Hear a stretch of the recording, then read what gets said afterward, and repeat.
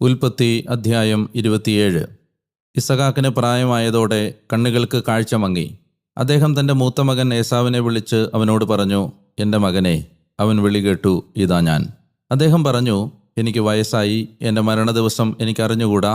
നിന്റെ ആയുധങ്ങളായ അമ്പും വില്ലുമെടുത്ത് വനത്തിൽ പോയി എനിക്ക് വേണ്ടി ഇരയെ വേട്ടയാടുക. മരിക്കുന്നതിന് മുമ്പ് എൻ്റെ ആത്മാവ് നിന്നെ അനുഗ്രഹിക്കേണ്ടതിന് രുചിയുള്ള ഭക്ഷണം എനിക്കിഷ്ടപ്പെട്ട രീതിയിൽ പാകപ്പെടുത്തി എൻ്റെ അടുക്കൽ കൊണ്ടുവരിക. ഞാൻ ഭക്ഷിക്കട്ടെ. ഇസഹാക്ക് പുത്രൻ ഏസാവിനോട് പറയുന്നത് റെബേക്ക കേൾക്കുന്നുണ്ടായിരുന്നു. ഏസാവ് വേട്ടയിറച്ചി കൊണ്ടുവരേണ്ടതിന് വയലിലേക്ക് പോയി.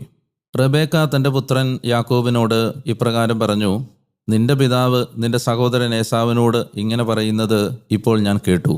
എനിക്കായി വേട്ടയിറച്ചി കൊണ്ടുവന്ന് രുചികരമായ ഭക്ഷണം പാകം ചെയ്യുക. ഞാൻ ഭക്ഷിച്ച് എൻ്റെ മരണത്തിന് മുമ്പായി കർത്താവിൻ്റെ സന്നിധിയിൽ നിന്നെ അനുഗ്രഹിക്കട്ടെ. അതുകൊണ്ട് എൻ്റെ മകനെ, ഞാൻ നിന്നോട്